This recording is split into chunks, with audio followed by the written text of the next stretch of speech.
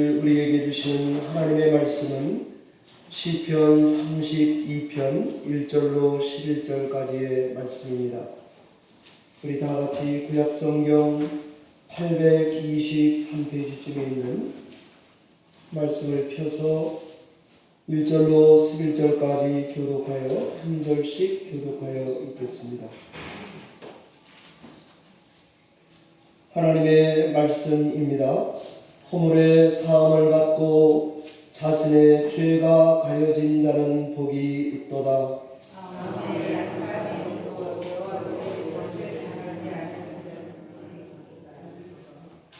내가 입을 열지 아니할 때에 종일 신음함으로 내 뼈가 쇠하였도다.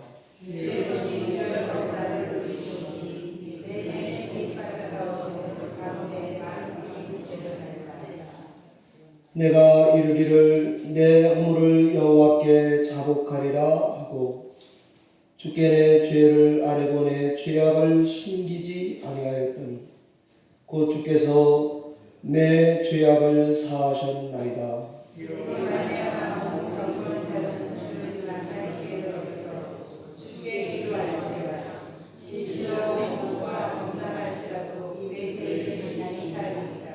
주는 나의 은신처 이오니 환난에서 나를 보호하시고 구원의 노래로 나를 두루세리이다.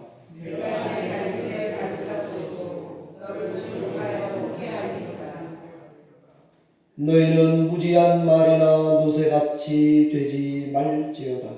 그것들은 제갈과 굴레로 단속하지 아니하면 너희에게 가까이 가지 아니하리로다.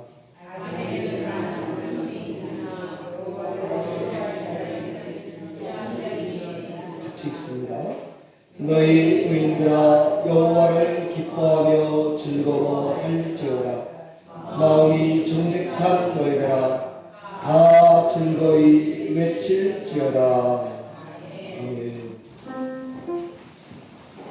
기도하겠습니다.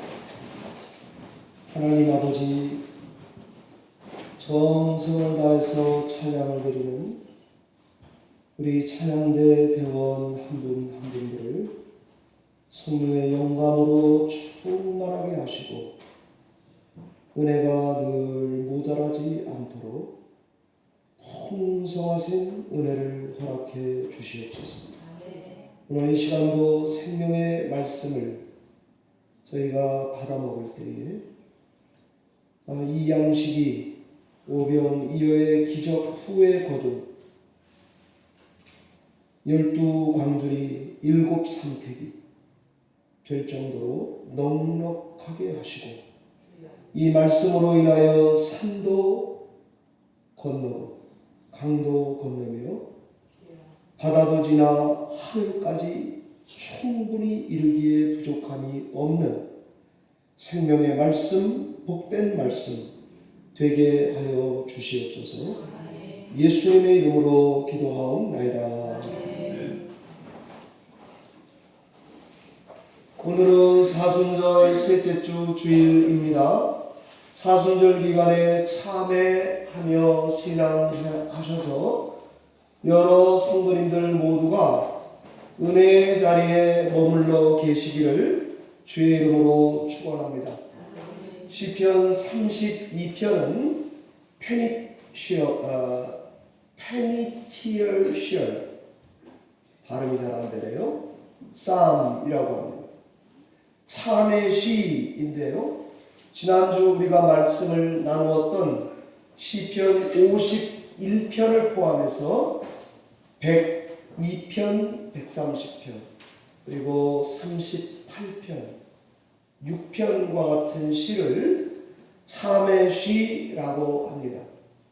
참회시는 단지 죄를 회개하는 것에 대해서 초점이 맞춰져 있는 게 아니고 죄를 회개한 후 그 다음 그 후의 결과에다가 초점을 맞춰서 읽어야 하는 것입니다.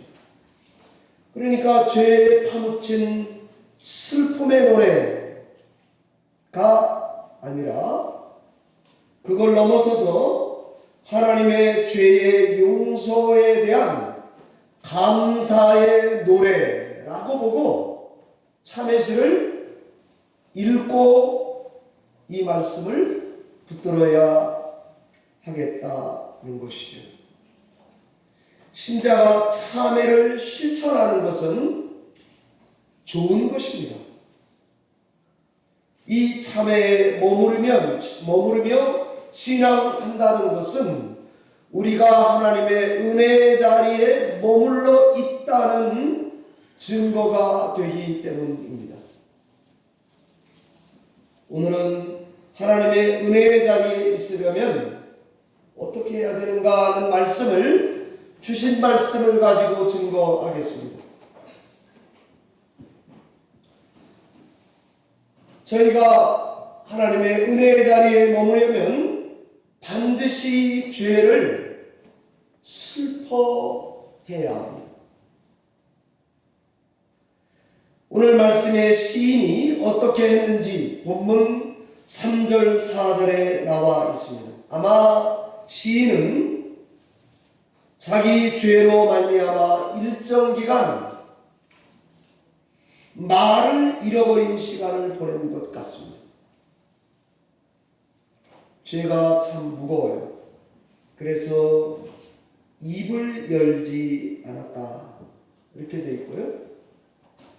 하루 종일 끙끙거렸다, 씨름했다 되어 있고요. 밥맛도 없었다 이렇게 되고요. 뼈가 약해질 만큼 죄를 슬퍼하는 일정 기간의 침묵 시간을 보낸 것 같습니다.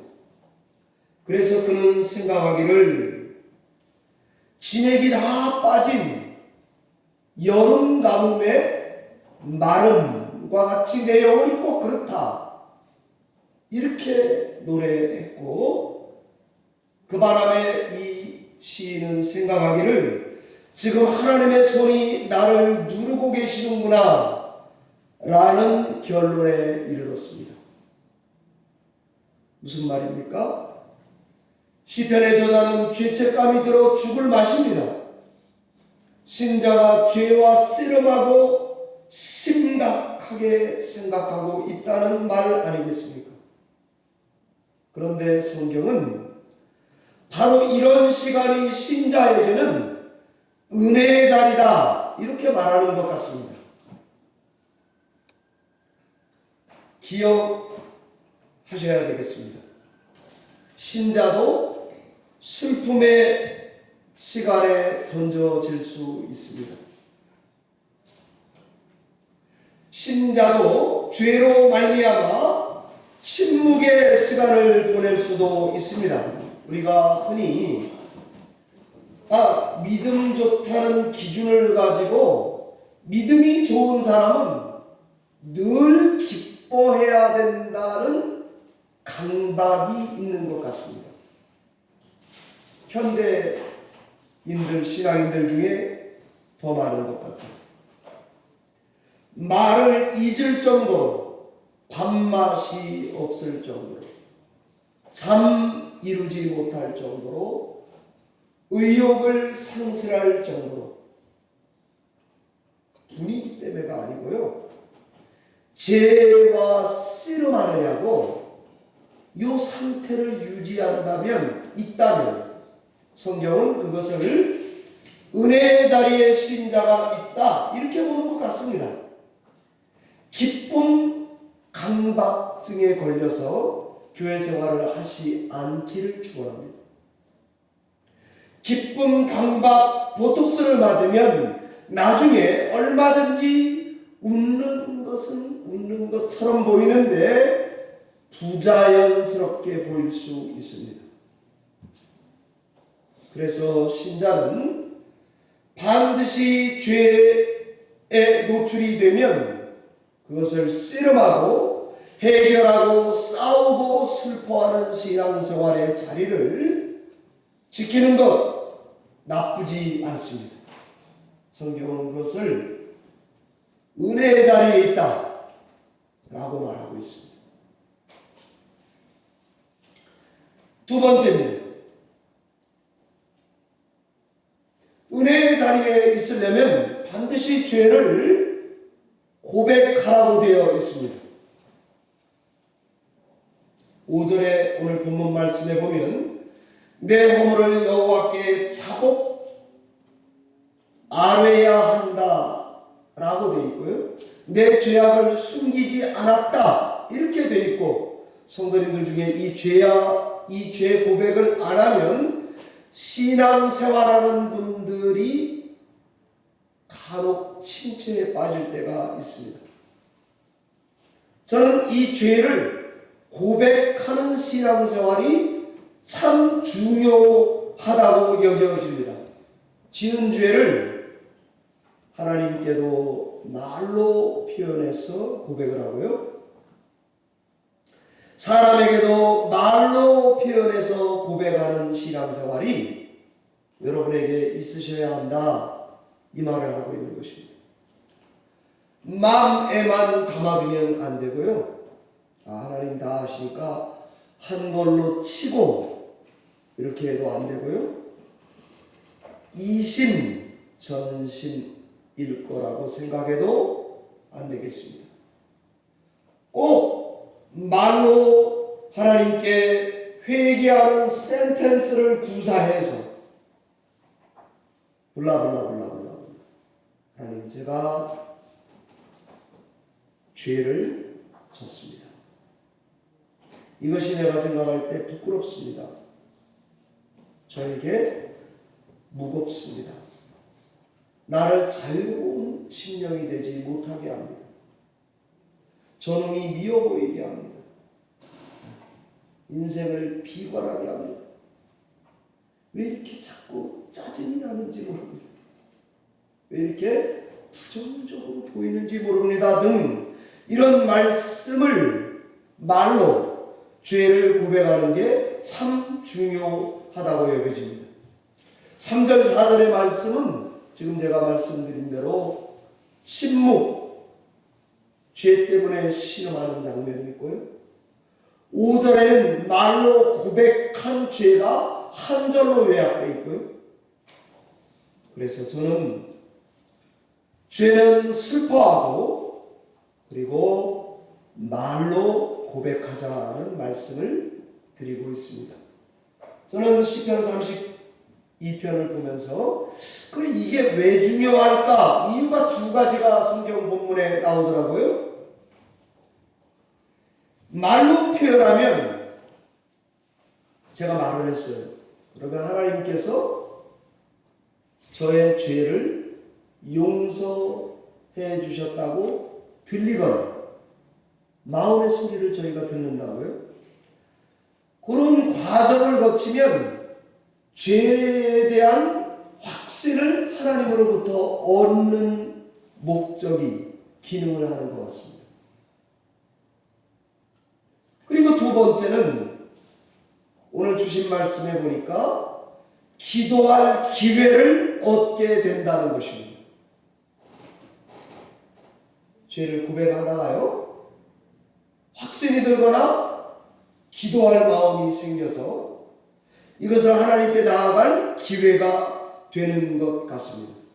이때 신자가 이 성령의 감동에 감화가 돼서 기도를 계속해 나가면 신자에게는 믿음의 확신이 생기게 되고요, 그 다음에는 기도의 문이 열려서 기도할 기회를 얻게 된다는 것이 바로 죄를 말로 표현하는 기간의 신앙생활이 은혜의 자리다 라고 생각이 됩니다.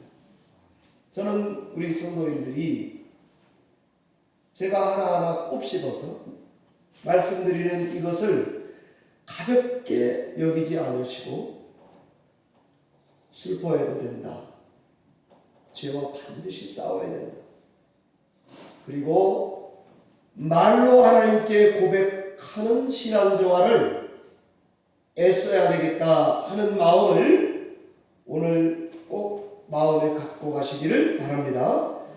세 번째는, 그리고 나면 신자는 기도로 나아가게 되어 있습니다. 요 앞에까지 주 앞절에는 저희가 거기까지만 하면 기도를 하다가 중단하게 되는 것 같아요. 그래서 하나님께 기도를 계속해요. 그 자리를 지켜요.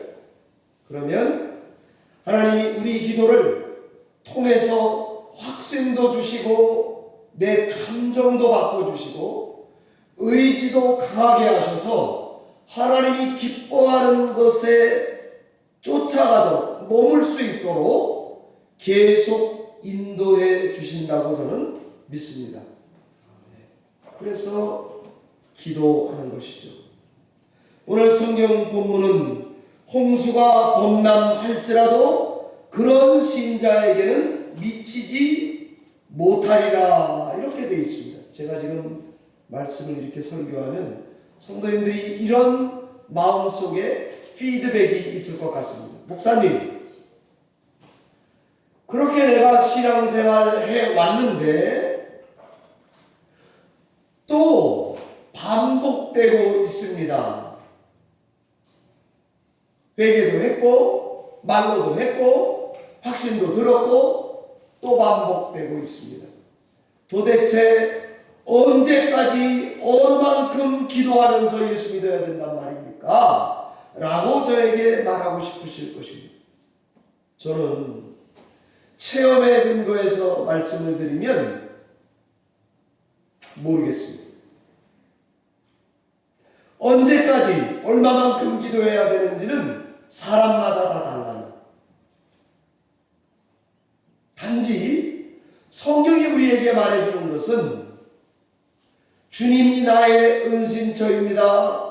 나를 환난에서 보호했습니다. 라는 고백을 하고 있는 것을 보건대 기도를 해서 해결될 때까지 응답을 받을 때까지가 언제까지 얼마만큼 기도하지의 답인 것 같습니다. 그러니까 기도하는 거죠.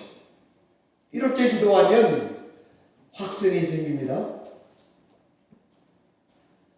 용서에 대한 확신도 생기고 구원에 대한 믿음도 생기고 하나님이 보호해 주신다고 하는 믿음이 생길 때까지 기도하는 거죠.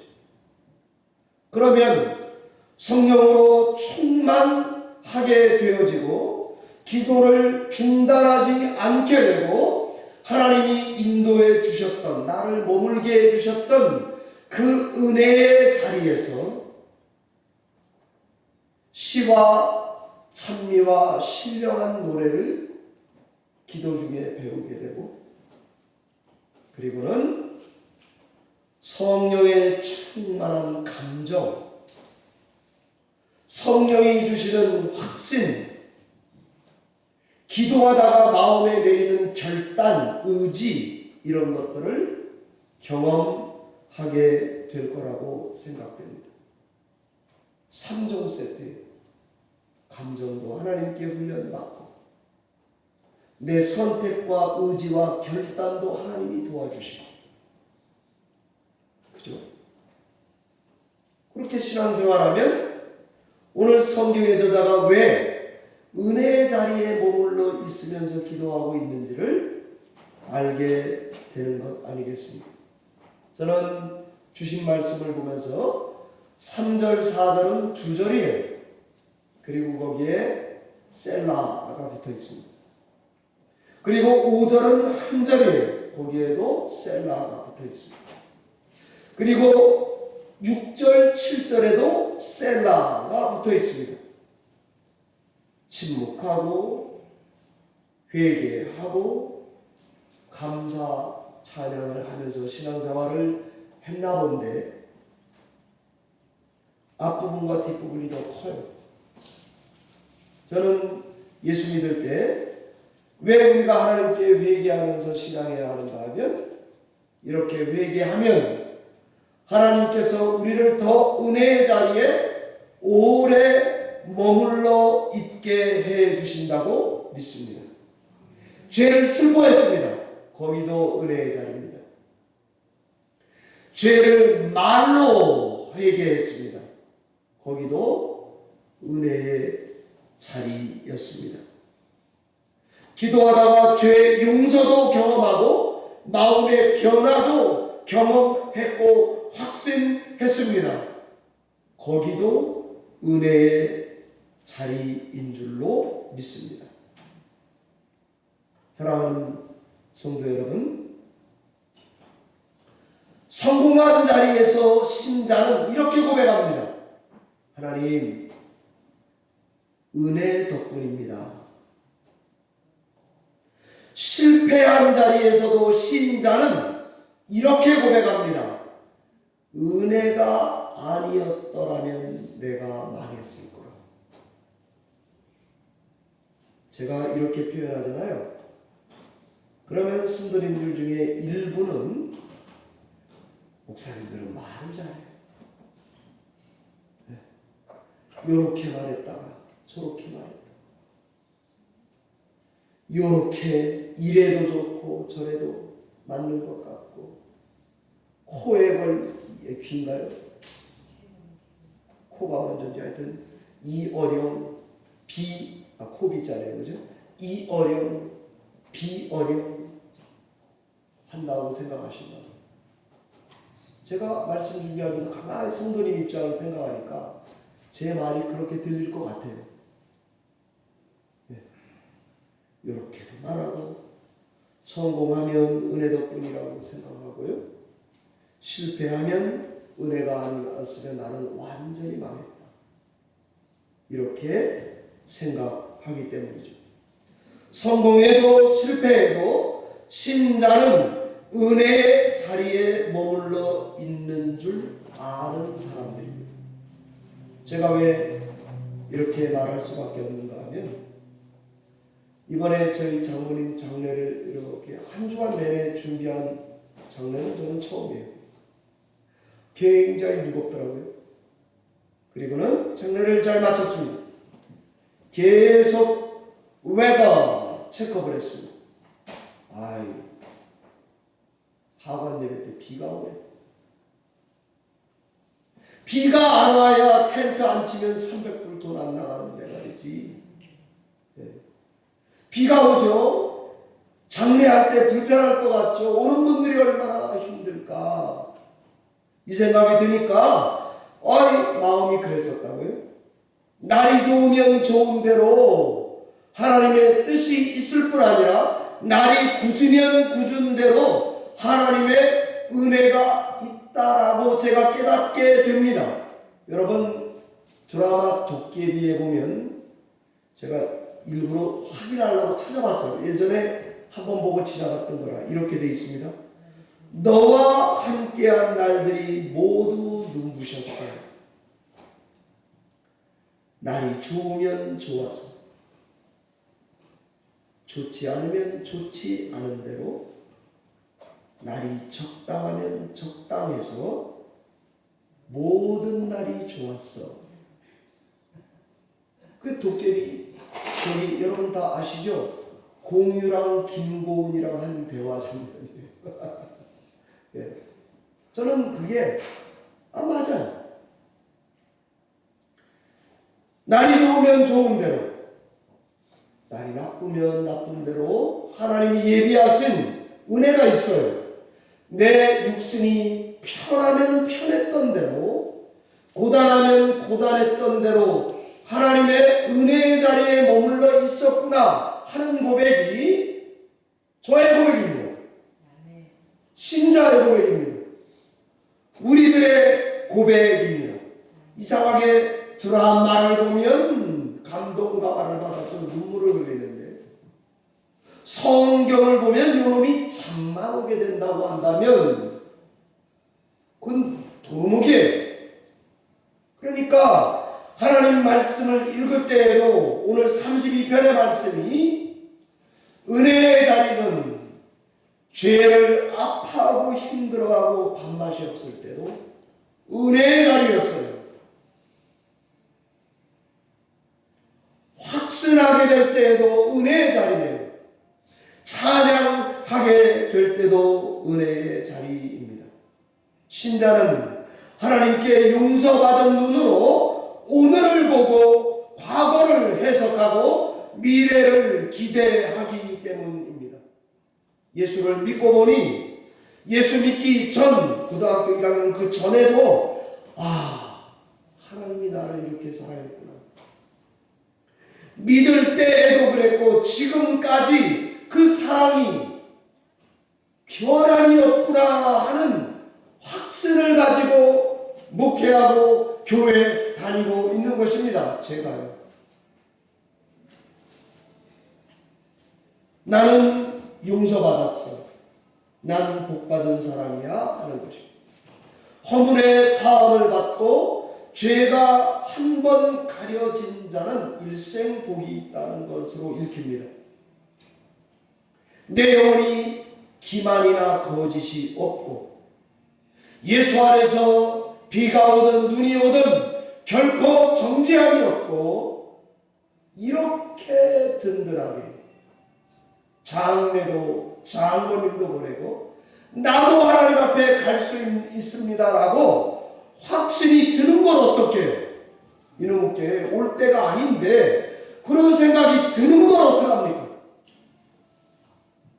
잠깐만 기도하면 감사한데 어떡합니까? 할 수 있다고 여겨지는데 어쩌란 말입니까? 이제 난 하나님만을 기뻐합니다. 즐거워합니다. 이 밑바닥으로부터 솟아나는데 어떻게 해요? 죄를 회개하면 주시는 결과가 무엇입니까? 성경은 용서해 주시는 거고요. 용서받으면 기쁨이 넘치고요. 기쁨이 넘치고 가만히 보면 감사 외에는 별로 할 말도 없습니다.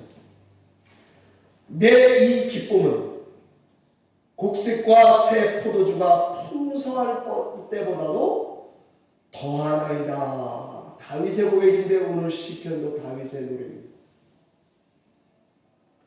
나를 지금부터 영원까지 안전하게 살게 하는 것은 여호와 하나님이라고 믿어지는데 어쩌란 말입니까? 난 당신의 포로입니다. 종입니다. 행복합니다. 여러분, 제가 이렇게 강대상에서 그런 말 좀 안 하는 게 좋은데요. 여러분 다 아시는 백지영 씨가 예수 믿고 돌아왔더라고요. 총 맞은 것처럼 이렇게. 총 맞고 돌아온 것 같아요. 노래를 참 잘 졌어. 돌아와서 그분이 돌아다니는 이 간증 은혜 받은 걸 사람들이 올린 거를 저도 그냥 보게 됐는데 우연히 거기서 그렇게 얘기하더라고요. 아니 내가 하나님의 노예가 됐습니다. 이 말이 뭐가 나쁘냐고. 천지를 지으신 하나님의 노예요 종이라면 나는 이 고백이 너무 좋아요. 이렇게 말하던데 누가요? 백지영 씨가. 그 고백이 나쁘지 않다는 게 어쩔 거예요. 저희들에게는 이런 신앙의 참회의 아픔의 시간도 있고 회개를 말로 표현하는 시간도 있고 하나님의 감사와 확신을 받는 자리, 은혜의 자리가 우리에게 다 있다고 저는 믿습니다. 오늘 시편의 32편의 말씀은 성경에 나오는 대부분의 참회시는 예수 그리스도의 제사장됨을 나타내는 시들로 읽으셔도 됩니다. 왠가 하면 시편 8절 9절을 여러분이 오늘 말씀을 좀 읽다 보면 왠지 내가 쭉 따라가기에 좀 모호한 8절 9절을 한번 읽어보세요. 한번 보실까요? 8절 9절 소리 내서 한 번 더 읽어요.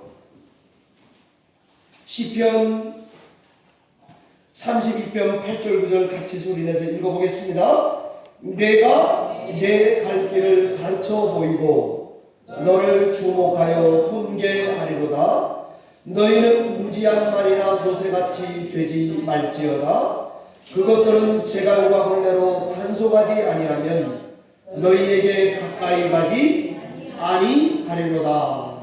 여러분, 내가 죄가 시꺼멓게 있는 목사인데 내가 이런 허민수 친구한테 가서 8절 9절을 이야기하면 무드가 좀 안 맞죠? 그래서 저는 이 시편에는 어느 한 군데는 예수 그리스도의 제사장적 역할에 대한 예언이 들어가 있구나 라고 읽힙니다.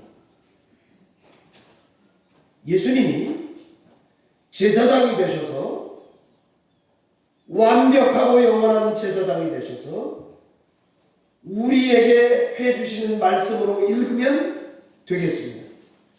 용서와 기쁨과 감사를 죄를 참회하고 회개하는 은혜의 자리에 머물러 있는 성도에게 영원토록 수여해 주시는 하사하시는 언약의 말씀처럼 읽힌다 이 말입니다. 그러니까 8절 9절을 그렇게 이해해서 읽으면 오해 없이 읽겠습니다. 언제가 말씀드린 대로 히브리서 12장 2절과 같이 믿음의 주요 온전케 하시는 예수 그리스도를 바라보자 하고 시편을 읽어야 합니다. 그러면 믿음의 주, 이것은 우리가 주 그럴 때 우리 기독교인들은 다 아는 대로 Kyrios, the Lord, 주님 이 뜻이 아니라고요.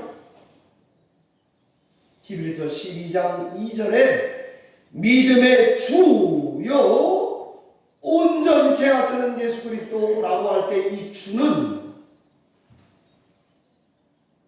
아르케고스입니다. 그러니까 시작, 근원이라는 뜻입니다. 시편 32편을 읽으면서 우리에게 참여하는 자에게 베풀어 주시는 용서가 제사장의 약속과 같이 약속되어 있다면 날마다 오늘날에도 죄지면서 회개하는 신자가 참회 생활을 하며 은혜 자리에 머무를 수 있는 이유는 우리 주 예수 그리스도가 제사장이 되시기 때문에 우리의 죄 고백을 반드시 들어줄 거라는 약속이 되기 때문입니다. 저는 시편을 예수 그리스도 중심으로 읽어야 된다고 여겨지는 거죠. 사랑하는 열린문교회 성도 여러분, 우리도 예수님의 이 은혜의 자리에 머물러야 하겠습니다. 예수님은 제사장으로서 우리에게 하나님과 우리를 화해, 소통시켜 주시는, 용서해 주시는 제사장의 역할을 지금도 감당하고 있다고 믿고 그분에게 내 죄를 아파하고 말로 표현하고 아뢰을 때에 당신의 아들 예수 그리스도를 십자가에 달려 once for all 한 번 죽게 하시고 오늘날의 우리에게도 그분의 화해의 효력이 발생되도록 해주신 말씀으로 여겨집니다. 제가 좋아하는 영국의 신학자 앤티 라이트 자주 얘기하죠. 저는 그분이 너무 좋아서 페이스북 친구예요. 그래서 그분이 성경 공부해 주시는 게 있어요. 프리로, 무료로. 영국에 앉아가지고 방송한다고. 그러면 저는 그분 거를 가끔 들어요. 왜냐면 설교의 인사이트를 얻기 위해서. 최근에 하신 말 중에 이 부분, 이게 굉장히 저한테 역시 이랬어요. 역시 앤티 라이시아. 제가 이렇게 표현하면요, 보수주의 목사님들 안 좋아할 수 있어요. 근데 영감이 있는데 어쩌란 말입니까? 예수님의 화해 사역을 이렇게 표현하더라고요. 하나님은 세상을 죄의 짐에서 해방시키실 뿐 아니라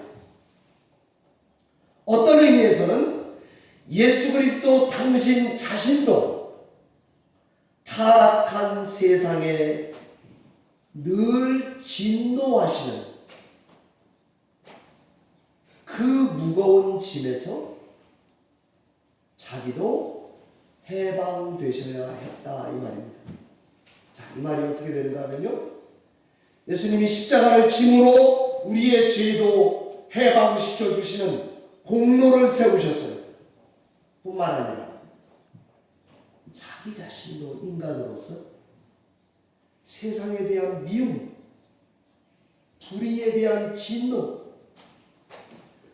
악한 사탄 마귀에 대한 이 멈출 수 없는 분노, 이것을 십자가의 순종함으로 자기 자신도 해방됐다고 이렇게 묵상하더라고요. 야, 사실 도수지 계신 목사님들 중에 여기까지 나가서 묵상하는 사람은 제가 못 봤습니다. 그래서 멋있다 이렇게 말씀이 읽힙니다. 필립 이엔스가 이런 말을 묵상했습니다. 용서는 과거를 바꿀 수 없음을 받아들이면서, 과거는 받아들이는, 그러나 더 나은 완전히 새로운 미래를 주실 것을 완벽하게 약속하는 하나님을 신뢰하는 게 용서라는 것입니다.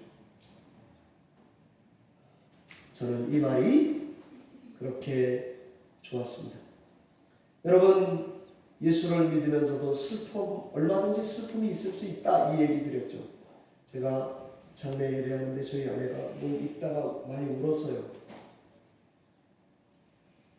그러니까 저는 저희 이렇게 장모님이지 뭐 한 달이 건넜잖아요. 근데 제 아내는 굉장히 그 상실이 큰가 보구나. 그렇게 그냥 제 여기 앉아 있었거든요. 앉으면서 받았어요. 그런데 그게 여러분들도 다 자녀가 있잖아요. 어머니 아버지 보내신 분들도 있고, 그죠? 그런데 바로 그게 자녀가 나의 어머니 아버지께서 감정적인 반전을 가져올 때 그 자녀들이 느낄 수 있는 그런 것이겠구나. 제가 안다고 이렇게 말하는 게 아니고요. 나는 좀 덜하더라고요. 그래서 그런가 보구나. 아내가 힘들겠구나. 저는 아직 어머니를 안 보내봤고 아버지가 가실 때는 곁에 없었고 이러니까 몰라요. 그러니까 저기 앉아서 노력을 해봤습니다. 네, 모든 성도들의 부모님을 보낼 때 마음이 어쩌면 그렇겠구나. 이런 생각을 가지게 되었습니다. 고로 얼마든지 슬퍼하셔도 되고요. 그 다음엔 말로 죄를 회개하고, 그 다음에 기도의 자리를 지키는 게 스테이지마다 다르지만 다 세 개가 은혜의 자리라는 이런 말씀을 전하고 싶었습니다.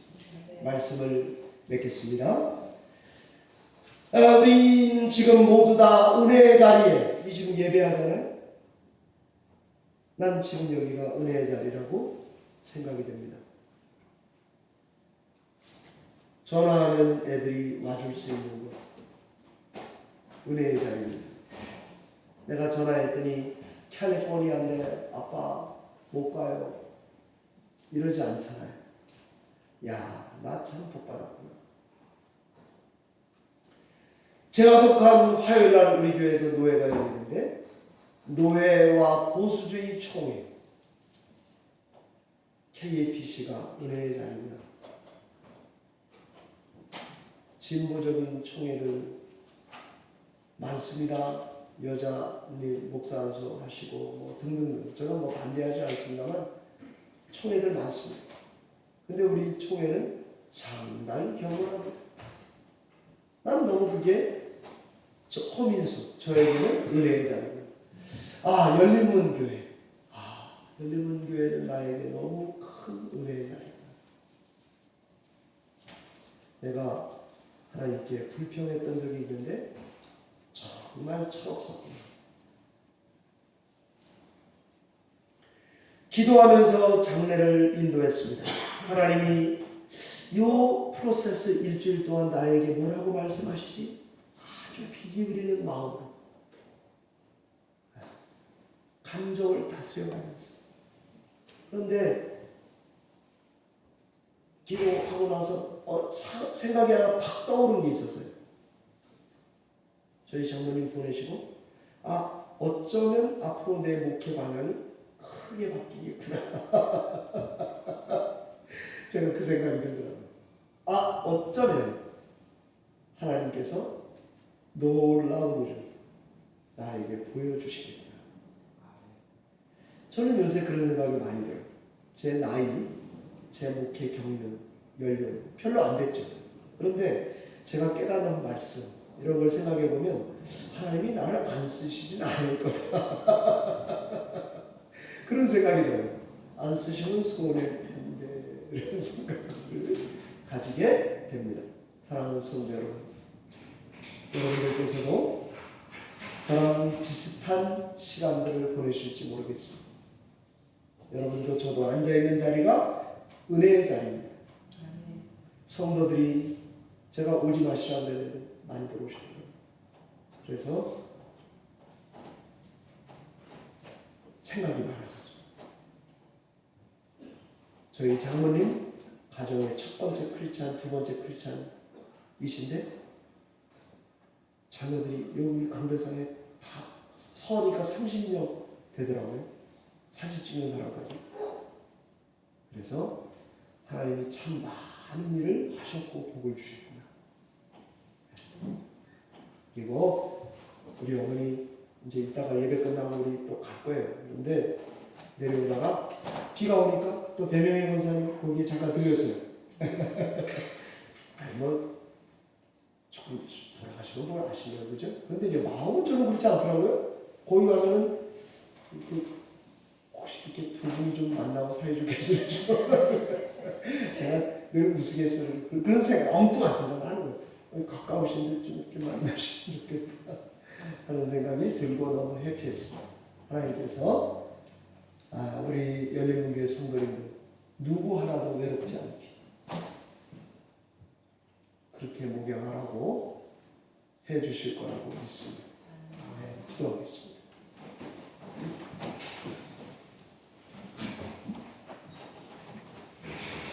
하나님 아버지 감사합니다.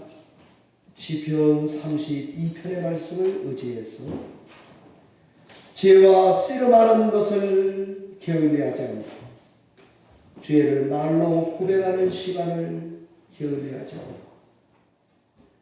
기도의 자리를 지키며 방석에 머물러 있는 시간을 늘려서 하나님이 주신 은혜의 자리에 항상 머물러 있기를 원합니다. 하나님께서 좋으면 좋은 대로, 안 좋으면 안 좋은 대로 성도들이 어디 있든지 무엇을 하든지 은혜의 자리에 있다 하는 것을 분명히 확신하고 예수를 믿고 신앙하는 귀하고 복된 당신의 성도들이 다 되도록 은혜 베풀어 주시옵소서.